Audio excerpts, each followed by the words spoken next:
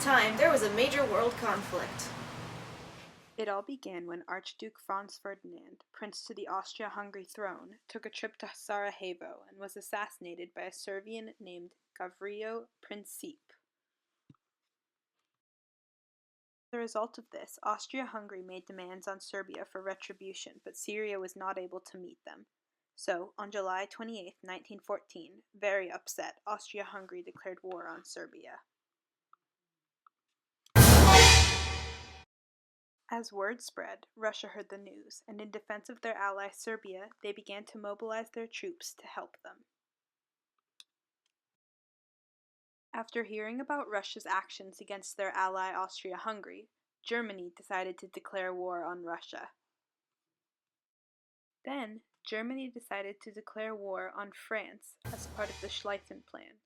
The Schlieffen Plan was created by the German Chief of Staff Alfred von Schlieffen in 1903 at the request of Kaiser Wilhelm II. As war in Europe began, across the Atlantic, the United States watched and tried not to get sucked into war. In Europe, Germany invaded Belgium, causing Britain to declare war on Germany. The advancing German army was stopped before Paris by the British and French at the First Battle of Marne. From October 19th to November 22nd, the Allies worked to defeat the Germans at the First Battle of Ypres.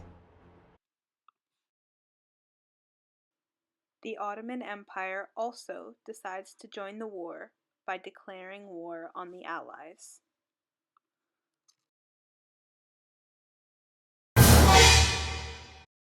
As the war spread, an unofficial truce was declared between the two sides. One side was known as the Allies, consisting of France, Great Britain, Italy, and Russia.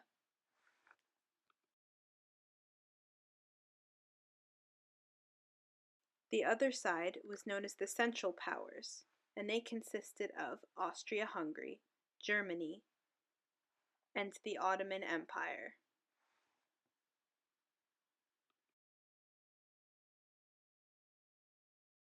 Eventually, the Germans began to use submarines against Allied merchant ships around the island of Britain.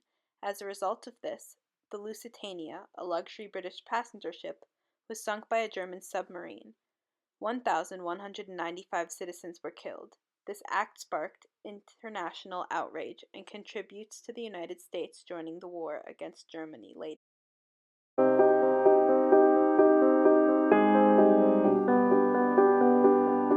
I'm drowning.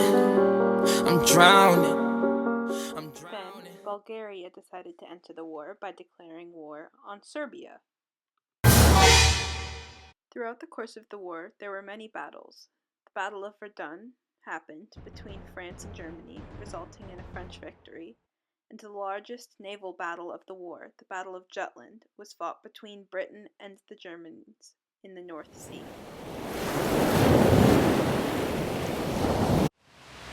While these many battles were taking place in Europe, The British intercepted the Zimmermann telegram, in which Germany tried to convince Mexico to join the war in exchange for U.S. territory back.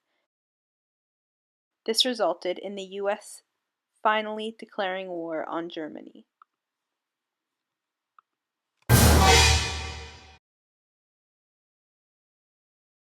Meanwhile in Russia, the Bolsheviks, led by Vladimir Lenin, overthrew the Russian government, which resulted in the Russians' agreement to keep peace with the Central Powers, but leave the war.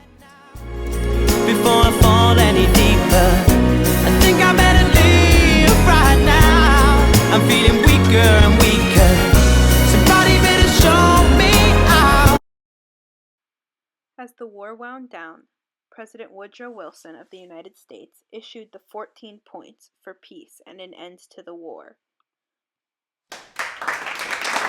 On March 21, 1917, Germany launched the Spring Offensive, hoping to defeat the Allies. The Second Battle of Marne began, and this battle ended on August 6th as a decisive victory for the Allies, and finally the fighting came to an end at 11 a.m. on the 11th day of the 11th month. Hello, darkness, my old friend. After many long years of battle and death, the Treaty of Versailles was created, and Germany agreed to sign it, ending the war for good.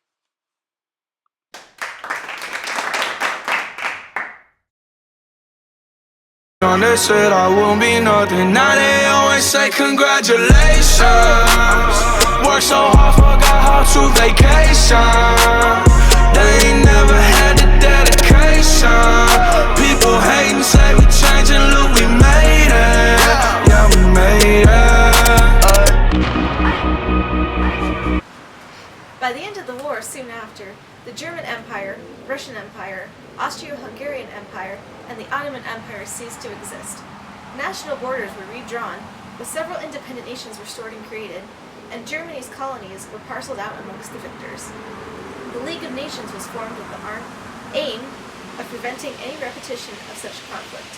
This effort failed, and economic depression, renewed nationalism, weakened successor states, and feelings of humiliation eventually contributed to the start of World War II.